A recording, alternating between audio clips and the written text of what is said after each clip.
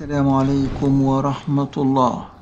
فضائح وكوارث كأس العالم 2026 في الولايات المتحدة. ليلى عبد اللطيف تفجر مفاجأة صادمة، أفاعي وعواصف وإضرابات. في البداية ما ننساش نعمل اشتراك في القناة ونفعل الجرس عشان يوصلنا كل التوقعات الجديدة. ما إن بدأ المونديال في 2026 بدأت الأزمات في الظهور والاعتراضات، وتنبأت التوقعات وبدأت التوقعات تتحقق.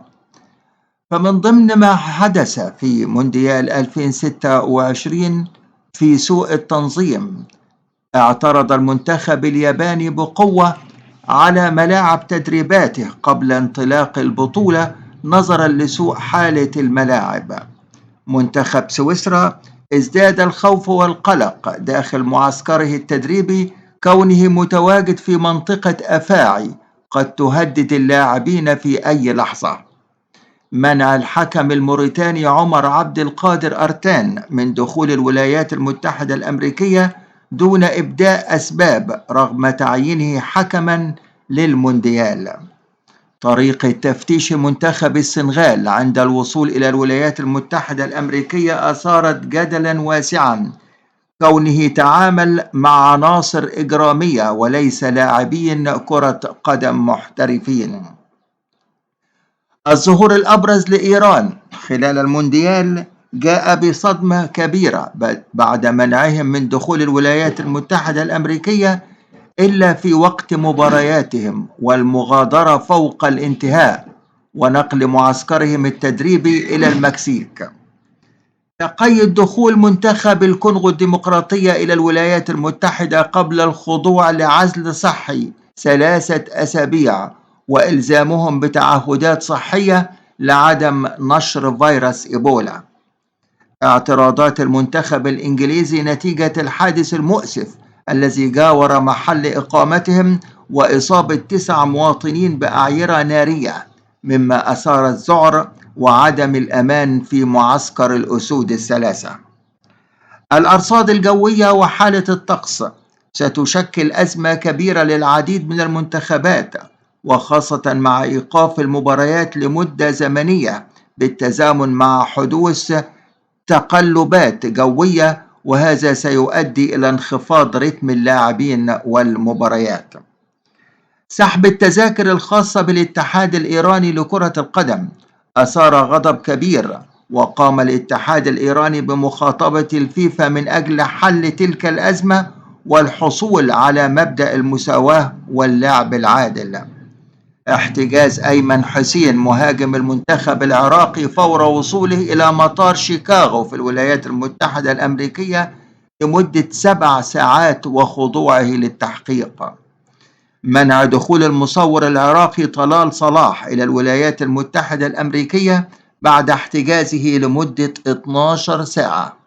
وفي ظل هذه الأزمات المتلاحقة والتي انتهت بعد انطلاق منافسات كأس العالم، تترقب الجماهير حول العالم كيفية تعامل الاتحاد الدولي لكرة القدم والجهات المنظمة مع تلك التحديات، خاصة أن النسخة الحالية تمثل حدثا تاريخيا يقام للمرة الأولى بمشاركة 48 منتخبا. هذا وقد تدور التساؤلات والانتقادات حول تنظيم بطولة 2026 في الولايات المتحدة الأمريكية وكندا والمكسيك، ومشكلات دخول الوفود والجماهير. أثير جدل واسع حول تعامل السلطات الأمريكية مع بعض الوافدين للمشاركة في المونديال، بما في ذلك تقارير عن احتجاز بعض الحكام والرياضيين لساعات طويلة أو تعقيدات في إجراءات التأشيرات. تسييس الرياضة.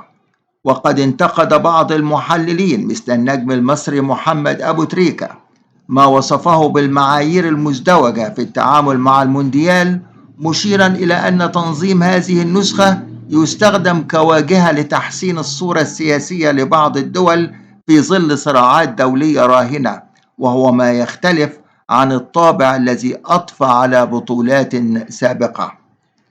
أشارت بعض التحليلات إلى مخاوف تتعلق بجاهزية الملاعب والظروف المناخية والفوضى التنظيمية المحتملة في التنقل بين المدن المضيفة الموزعة على 3 دول، وهو ما يراه البعض عائقا أمام سلاسة التجربة مقارنة بنسخ مركزية سابقة مثل مونديال قطر 2022.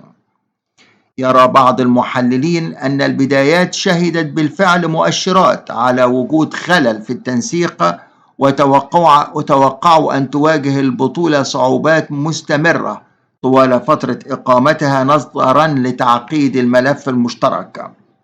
ويسعى الاتحاد الدولي لكرة القدم بشكل دائم للدفاع عن استراتيجيته في اختيار الملف المشترك، مؤكدا أن أهداف مثل التوسع في العائدات المالية والوصول إلى قاعدة جماهيرية أكبر، وهو ما فشل فيه الاتحاد الدولي لكرة القدم حتى الآن. هذه البطولة فشلت فشلا ذريعا، وبدايتها ليست مبشرة بالخير.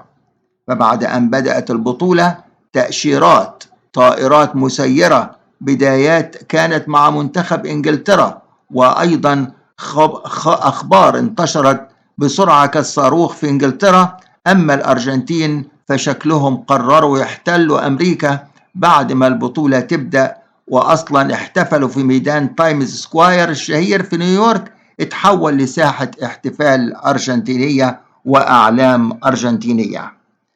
بطولة كأس العالم 2026 على المحك.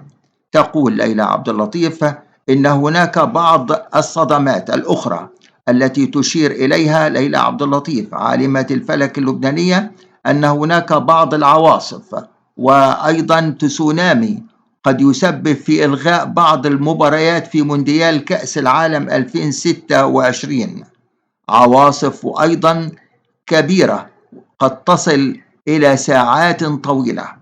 هذه العواصف قد تشهدها الولايات المتحدة الأمريكية والمكسيك.